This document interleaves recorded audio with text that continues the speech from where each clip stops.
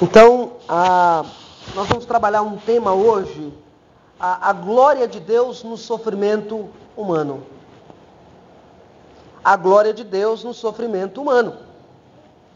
Antes de subir a este púlpito, cheguei no quarto e perguntei à minha esposa se Deus ele é glorificado em nosso sofrimento. Ela passou, pensou e fez: porque tudo redunda para a glória dele. Aí eu voltei para ela e perguntei: amor, me diga uma coisa, o seu sofrimento glorifica a Deus? E a resposta dela foi: sim. Se glorifica a Deus, então por que nós reclamamos do sofrimento? E a resposta foi: porque dói. Sofrimento dói. A dor dói. Às vezes as calamidades se abatem em nossas vidas. Ficamos olhando para um lado e para o outro e olhando tudo ao nosso redor e queremos encontrar um culpado, queremos encontrar alguém para nós dizermos: olha, eu estou sofrendo, eu estou passando por esse problema, por essa dificuldade, por sua causa. A culpa é sua, a responsabilidade é sua. Eu estou sofrendo porque você não agiu desta forma, você não se comportou desta forma, você é a causa do meu sofrimento, você é a causa das minhas lágrimas. Não é assim que nós agimos? Não é assim que nós vivemos a nossa vida, sempre procurando um culpado a quem responsabilizar pelo nosso sofrimento? Por aquilo que nós estamos sofrendo, pelas lágrimas que nós derramamos? Veja, o nosso texto que nós lemos de João capítulo 9, versos de 1 a 12 e versos de 35 a 41, que é o texto que nós estaremos baseando o nosso sermão nesta noite, ele fala um pouco sobre isso. Ele trata um pouco dessa temática, dessa nossa transferência de culpa pelo sofrimento que nós passamos e que nós enfrentamos. Nós queremos alguém que seja responsável por tudo que nós sofremos. Esse texto de João nos mostra um pouco desta realidade. Todavia, antes de prosseguirmos, precisamos considerar que o sofrimento pode ser visto como uma forma pela qual Deus ele pode ser glorificado. O sofrimento é uma maneira pela qual Deus ele pode ser glorificado. Então, consideremos algumas verdades sobre isso. Em primeiro lugar, vejamos o que nós podemos aprender a partir disto. Primeiro, o sofrimento nem sempre é resultado de um pecado específico. Veja aí João capítulo 9, versos de 1 a 3. Veja que o Senhor Jesus declara o que João narra sobre a vida do ministério do Messias. Veja que João diz: caminhando Jesus, viu um homem cego de nascença, e os seus discípulos perguntaram: mestre, quem pecou, este ou os seus pais, para que nascesse cego? Respondeu-lhe Jesus: nem ele pecou, nem os seus pais. A primeira verdade que nós aprendemos no nosso texto é que nem sempre o sofrimento ele é resultado de algum pecado específico. Aquele jovem estava ali prostrado diante de uma enfermidade que ele tem desde nascença. E muitas pessoas pensavam que o pecado que sofrem é por causa de algum pecado específico ou mesmo alguma maldição hereditária. A minha família sofre disso por causa de alguma maldição. Alguém fez alguma coisa com maligno no passado e por isso eu estou sofrendo essa circunstância, eu estou passando por esse problema e por essa dificuldade. Então os discípulos de Jesus, eles olham para aquele cego de nascença e a questionar o mestre perguntam: Senhor, quem pecou? Ele ou os pais dele? E a resposta de Jesus é taxativa. Há pessoas que ensinam que o sofrimento que os filhos passam é fruto do seu pecado. E parece-nos que os discípulos de Jesus, eles pensavam assim dessa maneira. pensavam que o sofrimento daquele cego foi por causa de algum pecado dos seus pais, ou mesmo do próprio cego. Isso nós chamamos de teologia da retribuição.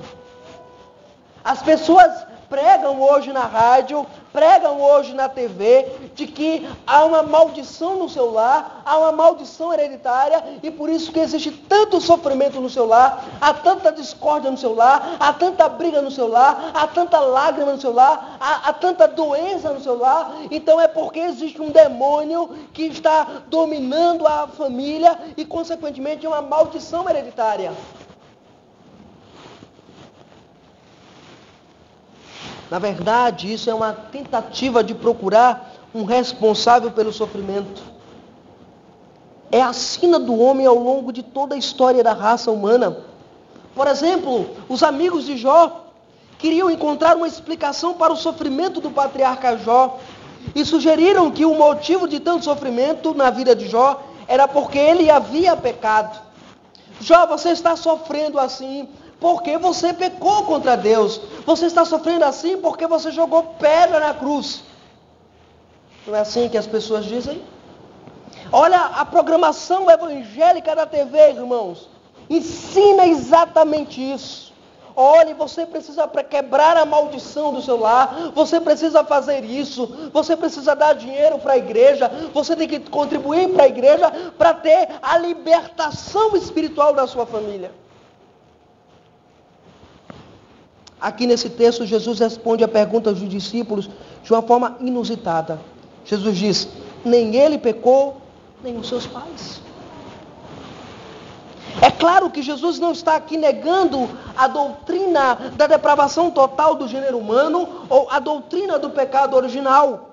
Uma vez que este ensino, ele é claro em toda a palavra de Deus, ele é claro em toda a Escritura.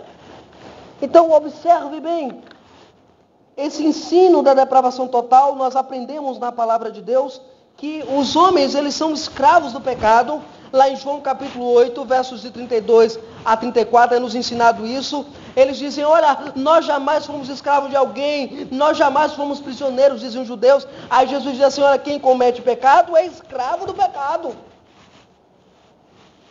Então a temática da escravidão do pecado é bíblica. Jesus não está tratando disso aqui em João capítulo 9.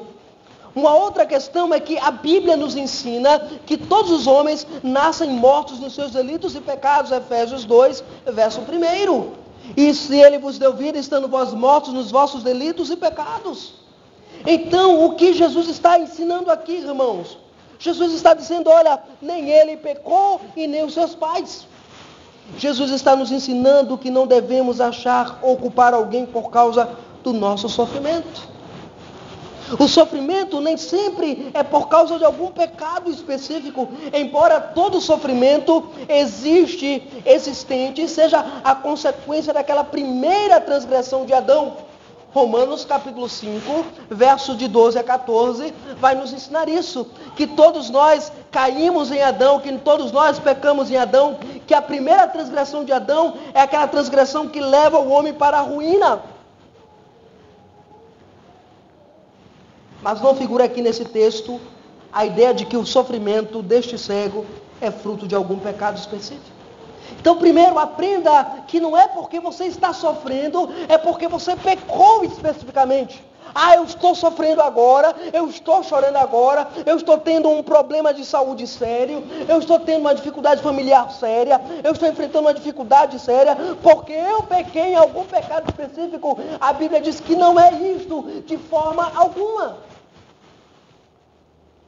Isso nos leva para a nossa segunda verdade que nós aprendemos nesse texto. É que o sofrimento tem como finalidade a glória de Deus. Olha o verso 3, parte B. Olha o que Jesus diz. Do capítulo 9 de João. Mas foi para que se manifestem nele as obras de Deus. É muito difícil olhar para o sofrimento sob essa perspectiva.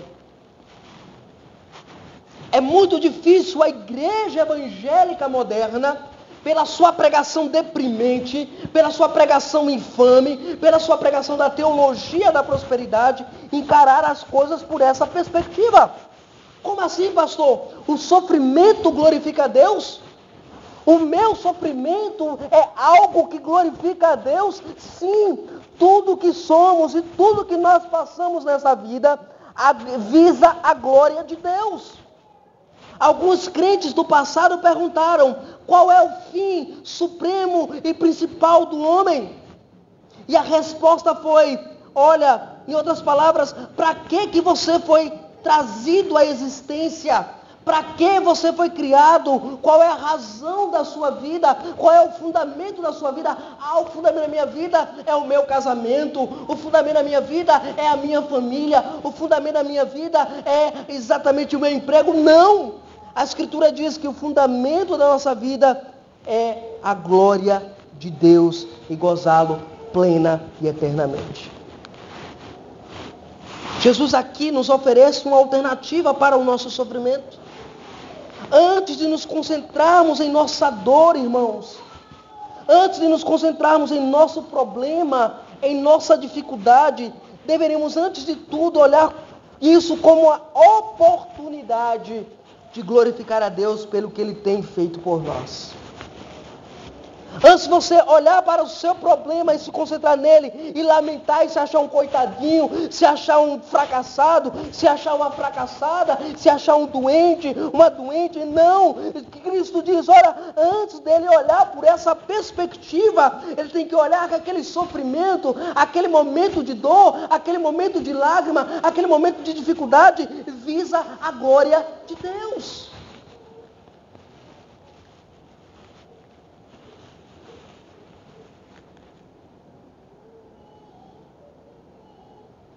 É claro que as obras de Deus aqui no texto tem um sentido de a ação de Deus, de como Ele é glorificado no seu modo de agir na vida deste cego.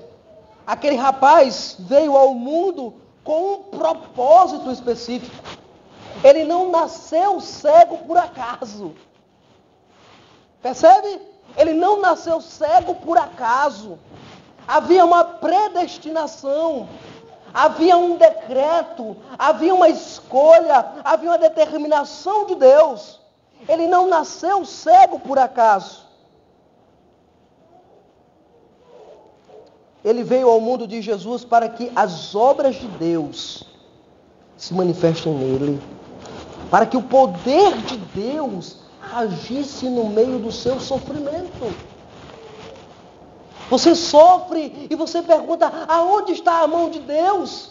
Aonde está a ação de Deus? Aonde está o papel de Deus? Que Deus é esse? Eu vou à igreja todo domingo, eu oro a Deus, eu canto louvores a Deus, eu clamo a Deus, mas eu só vivo sofrendo, eu só vivo com essa situação, com essa dificuldade. Parece que nada melhora, pelo contrário, parece que as coisas vão piorando, piorando, piorando. E vejam esse menino, esse jovem que agora encontra-se com Cristo, e ali naquele momento Jesus declara, não é questão dele ter pecado ou o pai dele ter pecado, não. A questão é que ele nasceu para a glória de Deus.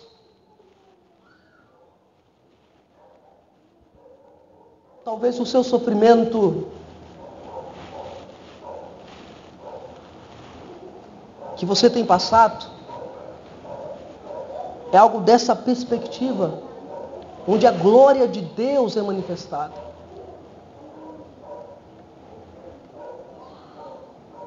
Para que Deus fosse glorificado por meio da sua vida. Deus, Ele será glorificado no meio da sua vida, no meio da sua dor, no meio do seu sofrimento. Mas isso também nos leva para a nossa terceira verdade. O sofrimento, ele nem sempre é resultado do pecado, nós vimos. O sofrimento tem como finalidade a glória de Deus, mas também aliviar o sofrimento do outro é uma forma também de glorificar a Deus. Veja aí os versos 4 até o verso 7. Veja o que Jesus diz. É necessário que façamos as obras daquele que me enviou enquanto é dia. A noite vem quando ninguém pode trabalhar. Enquanto estou no mundo, sou a luz do mundo.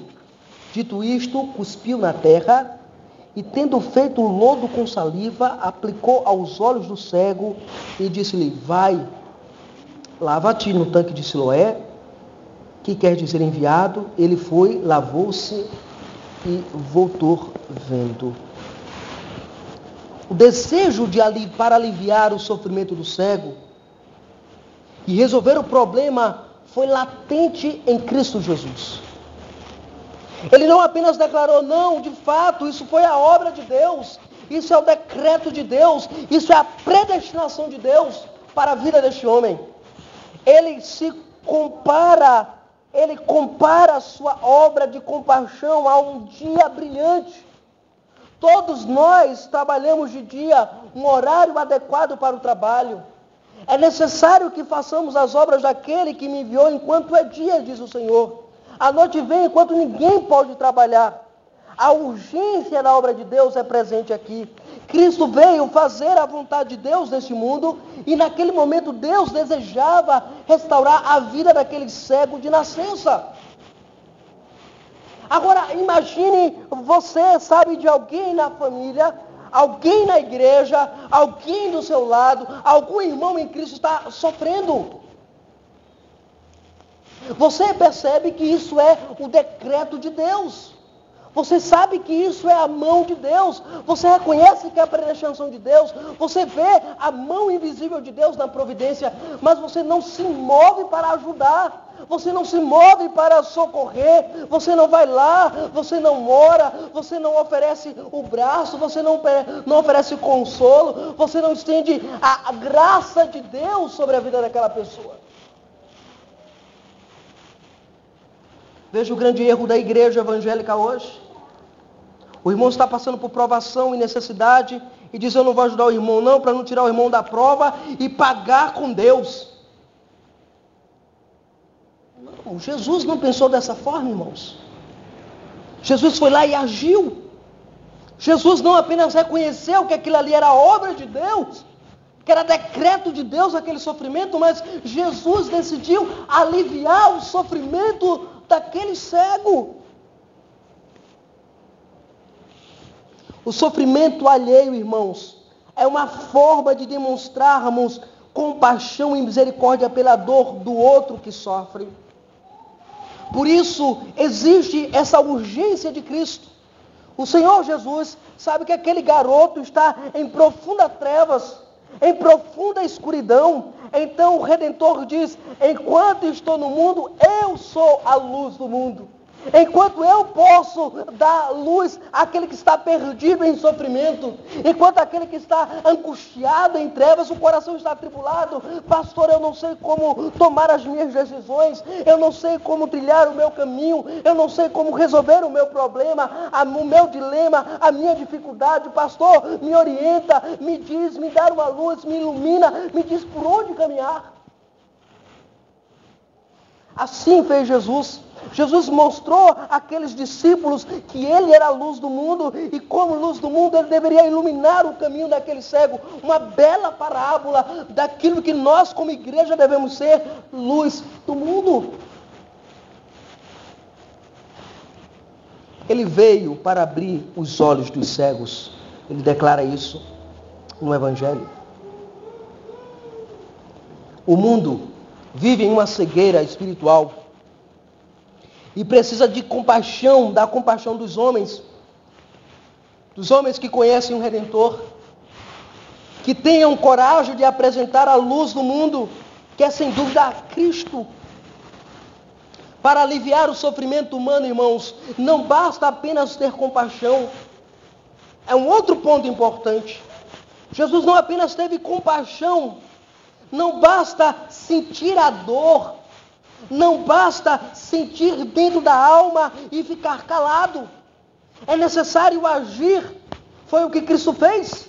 Ele se moveu em direção àquele que sofre. Veja o que diz o nosso verso de 6 a 7 do nosso texto. Dito isto, cuspiu na terra e, tendo feito lodo com a saliva, aplicou aos olhos do cego, dizendo-lhe: vai, lava-te no tanque de Siloé, que quer dizer enviado. Ele foi, levantou-se e voltou vendo. Aqui temos um emblema de alguém que se compadece do sofrimento humano. De alguém que se move para aliviar a dor dos que sofrem. Você que sabe que há alguém na sua igreja que tem passado por dificuldades, sejam econômicas, sejam familiares, sejam de relacionamentos, sejam de problemas emocionais, do quanto de você se resigna a ir até a pessoa para oferecer um ombro amigo, uma palavra de conforto, uma palavra de auxílio, uma palavra de ânimo. Irmãos, vamos parar de achar que quem tem que carregar a igreja nas costas é o pastor da igreja. Vamos parar de pensar que só o pastor tem que ter o dom de aconselhar, de estender a mão, de ajudar. Parem com isso. Essa cultura tem que parar, tem que ser destruída e trazer a cultura do evangelho para a nossa vida. A cultura do evangelho é, ele sofre, então sofra com ele. Ele chora, vá lá consolá-lo, conforte, anime-o, exorte, repreenda, chame a atenção, mas com amor, com vida cristã. É isso que a Bíblia ensina. Qual é o seu dom na igreja? Você está ocultando o seu dom para não manifestar a ação redentiva de Deus sobre aqueles que sofrem? Cristo miraculosamente cura este jovem, fazendo lodo com a saliva e aplicando aos olhos do cego. E posteriormente manda-o a um tanque chamado Siloé, que é muito interessante por meio daquela ação do Senhor Jesus. Estava dizendo para aquele cego: olha, cego, eu sou o enviado, eu sou aquele que veio para aliviar a dor daqueles que sofrem, eu sou aquele que veio para restaurar a tua visão, eu sou o enviado, eu sou o Siloé, eu sou o Ramachia, eu sou o Deus soberano que desceu dos céus para acolher você na sua dor. Percebe aqui o que Cristo nos ensina? Percebe o quanto de nós falta essa realidade? O quanto estamos longe disso? É nosso dever como cristãos aliviar o sofrimento dos que sofrem, dos que passam por dores. Que dores, pastor? As dores da perda, a dor da morte, a dor do divórcio, a dor das drogas. Sim, a dor das drogas, que tem sucumbido e arruinado a vida dos nossos jovens. As drogas que batem na sua porta e às vezes nem na sua porta chega lá na porta da escola. O luto, o desemprego, os bullying das vidas que tem acontecido nas escolas, o sofrimento inumerado que tem acontecido nas nossas famílias e que muitas vezes nós precisamos apenas de um apoio, de um socorro, de uma palavra amiga e não temos.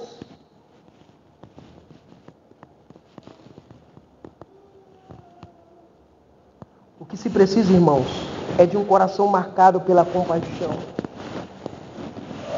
pulsando no coração dos que professam ser seguidores de Cristo.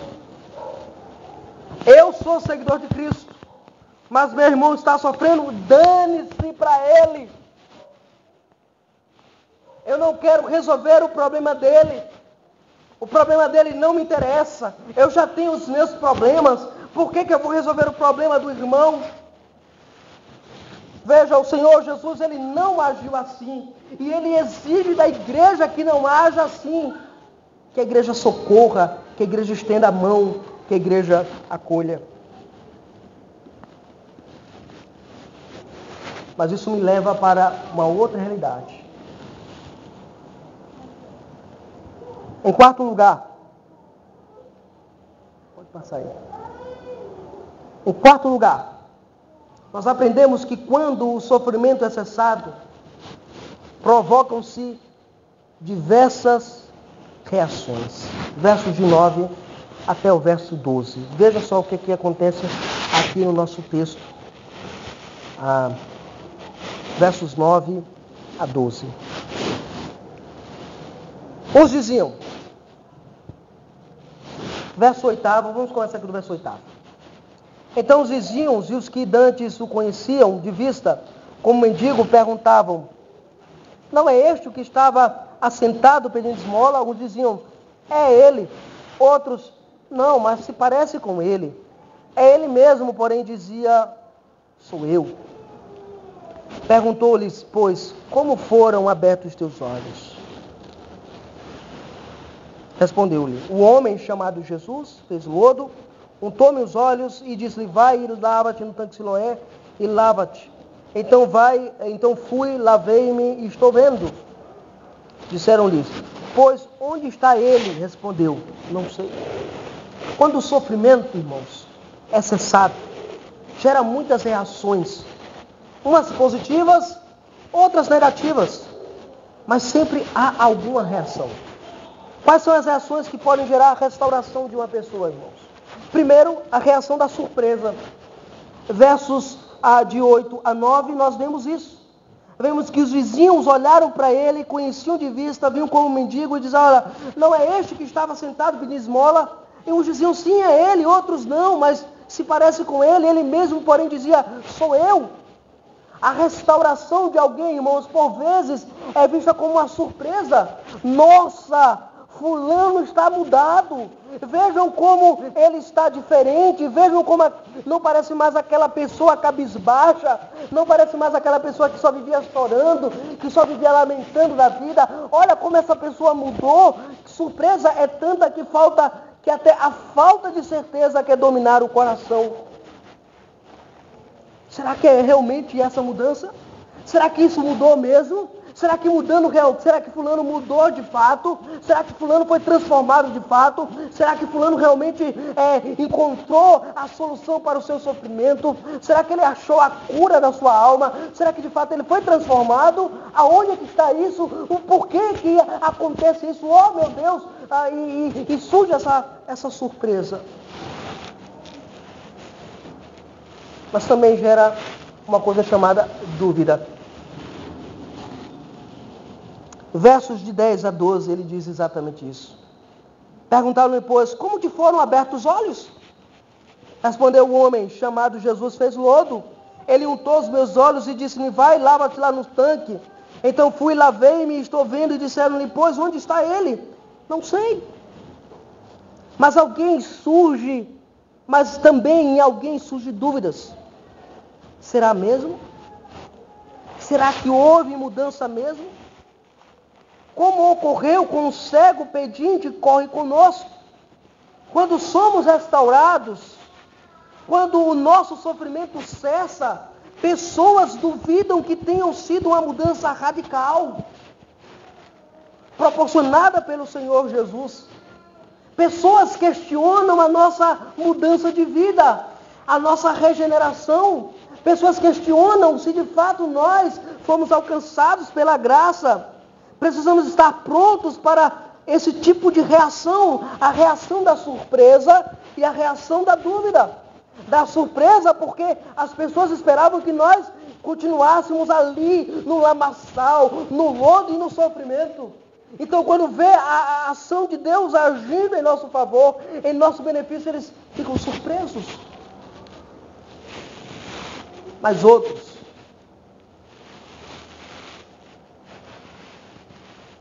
que não querem ver o nosso bem de jeito nenhum, não acreditam que Deus fez o milagre que Ele havia feito. Isso é triste, porque isso acontece até dentro da nossa igreja. As nossas igrejas estão infestadas de pessoas assim. Pessoas que não querem ver o bem do outro. Pessoas que não querem ver o bem e a prosperidade do outro. Pessoas que não querem acolher e socorrer o outro. Paremos com isso. Esta igreja aqui deve agir diferente. ela não pode ser mais uma igreja evangélica como as outras igrejas evangélicas. Ela tem que ser a igreja de Cristo. Ela tem que agir como Cristo. Ela tem que acolher como Cristo. Ela tem que socorrer como Cristo. Isso nos leva para a última verdade que nós aprendemos nesse texto.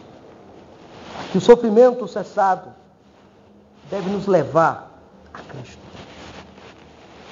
Versos 35 até o verso 41.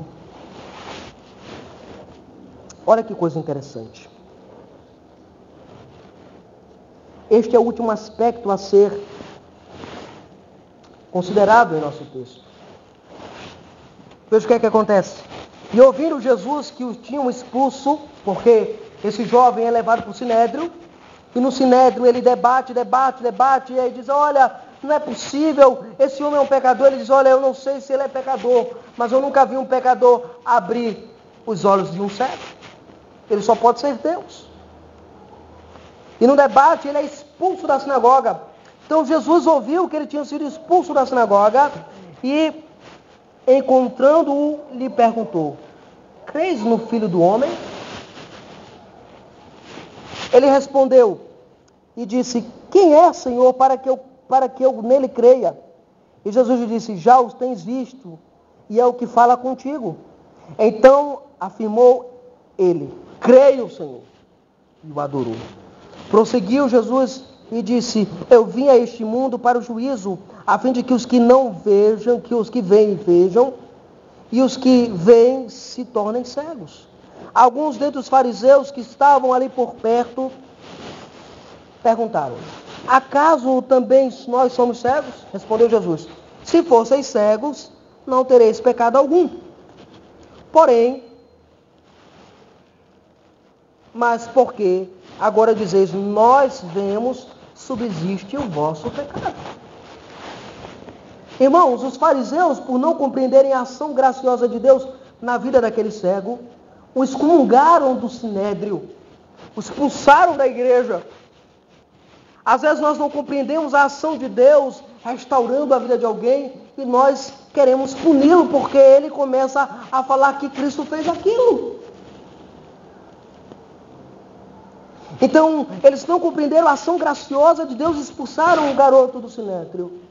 Cristo o procura, confronta-o. Veja, a confrontação de Cristo é direta. Crês no Filho do Homem? Às vezes nós somos restaurados, nós estamos passando por um problema familiar, um problema de doença, um problema de luta, uma luta constante, uma batalha constante com os ânimos, com o coração está triturado, moído de tanto sofrimento, e Deus vai lá pela palavra dele, restaura o nosso coração, e a primeira atitude nossa é sumir da igreja. É a primeira coisa que a gente faz. Some da igreja. Esquece a adoração, esquece oração, esquece culto, esquece louvor a Cristo. Mas Cristo vai até este garoto e o confronta e pergunta, você crê no Filho do Homem? Ele respondeu, sim. Ele disse, quem é, Senhor, para que eu creia nele?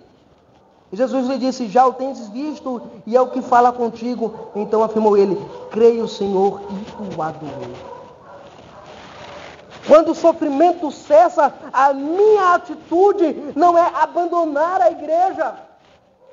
A minha atitude não é deixar a igreja. A minha atitude não é porque eu recebi uma bênção de Deus, então eu não venho mais para a reunião de oração, eu não venho mais orar a Deus, eu não venho mais cultuar a Deus, eu não venho mais aprender da palavra de Deus. Por quê? Porque Deus já me abençoou. Para com isso, crente. Você precisa se aproximar de Cristo. Precisamos confrontar os homens para que eles reflitam sobre quem aquele que pode restaurá-lo. Ou mesmo aquele que os restaurou. Aquele jovem havia sido curado por Cristo, mas precisava crer nele. Aqui nós temos algo importantíssimo. A cura, a restauração não significam nada se nós não corrermos para Cristo, a nossa luz, o nosso guia, o nosso Redentor. Não adianta você estar na igreja querendo alívio do seu sofrimento, alívio da sua dor, se você não quer estar com Cristo. A teologia da prosperidade ensina isso, irmão.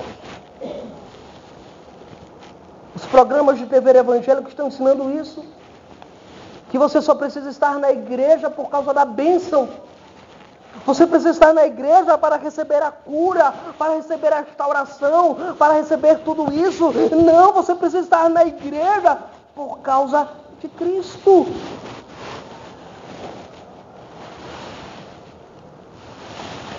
Uma vez reconhecendo a glória de Cristo, irmãos, precisamos nos render e adorá-lo. Foi o que fez o cego. Ele reconheceu a glória de Cristo. Ele reconheceu a realeza de Cristo. Ele reconheceu a majestade de Cristo. E ele se prostrou e adorou, o verbo proskineo. Adorar a Cristo, ele se prostrou diante do Senhor Jesus. Mas os fariseus, ignorando esta verdade, não são condenados por não enxergarem Cristo como Redentor de suas vidas. Veja, prosseguiu Jesus, versos 39 a 41. Prosseguiu Jesus: eu vim a este mundo para juízo, a fim de que os que não veem, vejam, e os que veem se tornem cegos. Alguns dentre os fariseus que estavam perto dele perguntaram-lhe: acaso também somos nós cegos? Respondeu-lhe Jesus: se fosseis cegos, não tereis pecado algum, mas porque agora dizeis nós vemos, subsiste o vosso pecado. Veja o problema aqui, irmão. Cristo, ele faz um ato miraculoso na vida de alguém. E as pessoas começam a questionar o poder e a soberania de Cristo. Por não compreenderem isso, os fariseus são colocados de lado. Cristo diz: olha, vocês não me interessam, sobre vocês pesa um pecado de não enxergarem a luz da vida. Às vezes você, às vezes eu, podemos cair nesse pecado e não enxergar a luz da vida. Estamos na igreja somente para ter um alívio dos nossos problemas. Estamos na igreja apenas para ter um alívio das nossas dores, dos nossos dilemas, e não por causa de Cristo. Esteja na igreja por causa de Cristo. É Cristo e só Cristo. Diante disso, que verdades nós podemos aprender desse texto e aplicar a nossa vida cristã? 4 verdades eu queria deixar para você levar no seu coração e colocar em prática, e aprender que o sofrimento que você está passando, que você vivencia ou que você passará, visa a glória de Deus. Primeiro, o sofrimento nem sempre é fruto de um pecado específico. Muitas vezes nós sofremos porque transgredimos a lei de Deus. Muitas vezes porque nós pecamos a vontade de Deus, nós quebramos a vontade dele. E quando nós quebramos a vontade de Deus, quebramos a lei de Deus, haverá consequências sobre nós. Haverá o juízo de Deus sobre nós. E consequentemente haverá sofrimento sobre nós, porque quebramos a lei de Deus. Muitas vezes o nosso sofrimento é fruto dessa transgressão deliberada à lei de Deus. Evitemos isso. Evitemos transgredir a lei de Deus para vivermos vidas felizes e tranquilas. Isso é um fato. Mas às vezes o nosso sofrimento deve ser para cumprir algum propósito maior. Às vezes o nosso sofrimento não tem nada a ver com a transgressão à lei. Às vezes o nosso sofrimento não tem nada a ver com a quebra de algum mandamento. Às vezes o nosso sofrimento visa trabalhar o nosso caráter, trabalhar a nossa vida cristã, trabalhar o nosso compromisso com Deus, o nosso compromisso com o reino. Sim, o Evangelho nos ensina isso. A segunda verdade que nós devemos aprender e aplicar ao nosso coração, devemos aprender a glorificar a Deus no meio do sofrimento e das tribulações. Aqui consiste em uma grande oportunidade, irmãos, de aprender mais de Deus quando nós sofremos e passamos por tribulações. É quando nós estamos em maior comunhão com Ele. É quando nós nos entregamos à oração. Note, quando está alguém doente em nossa família, a primeira coisa que nós fazemos é recorrer à oração, recorrer a Deus, clamar a Deus, pedir a Deus, interceder por Ele em relação à vontade de Deus, pedir que a vontade de Deus se coloque evidente na vida dele, na vida dela, para que Deus opere. Então, há uma comunhão maior com Deus, nós nos entregamos mais a Deus, nós aprendemos mais de Deus quando sofremos. Aprendam isso. Não encare o sofrimento como algo ruim para que você olhe e diz, olha, eu estou sofrendo, então vou abandonar a igreja, abandonar Deus, abandonar a comunhão dos santos. Não, eu estou sofrendo, então é o momento de eu estar em comunhão com os santos, em comunhão com Deus, em sintonia com Ele em oração. Essa é a verdade que nós aprendemos no Evangelho do Senhor Jesus. Uma outra verdade que devemos levar e aprender e colocar em nosso coração é que devemos ser agentes da graça para aqueles que sofrem. Agentes da graça para aqueles que sofrem. Ou seja, estender a mão, ajudar, a socorrer quando estiver em nosso alcance, é nosso dever. É nosso papel como igreja do Senhor ser agente da graça na vida de alguém que sofre. Se nós temos recursos, se nós temos como agir, temos como ajudar, temos como auxiliar, então façamos. Aliviemos o sofrimento daquele que está carecendo e sofrendo padecendo alguma tribulação cotidiana. Que o Senhor possa de fato fazer isso em nós, e nós possamos ser esses agentes da graça. E por último, a última verdade. Lembre, o sofrimento não é fruto de um pecado específico. Lembre que devemos aprender a glorificar a Deus no meio das nossas tribulações. Aprenda que devemos ser agentes da graça para aqueles que sofrem, mas também o sofrimento é uma forma pela qual podemos nos aproximar do Senhor Jesus Cristo, crendo nele, tendo Ele como nosso único e suficiente Salvador, tendo Ele como conforto de nossa alma, o pastor supremo de nossa vida, como o nosso conselheiro mais eficaz, como o nosso autor e consumador de nossa fé, sabendo que toda a restauração de nossa vida, tudo aquilo que nós vamos experimentar nessa restauração do sofrimento, só é possível por causa dele e para ele. Então que Deus possa aplicar essas verdades em nosso coração e que Ele possa fazer com que nós vivamos de acordo com esta premissa, que o sofrimento também glorifica a Deus. Que Deus possa fazer isso na vida de cada um de nós aqui nesta noite. Amém. Oremos ao Senhor agradecendo a exposição da palavra do Senhor Jesus Cristo nesta noite. Eu vou pedir ao irmão João, presbítero João, fazer uma oração de gratidão ao Senhor pela pregação da palavra que foi pregada nesta noite.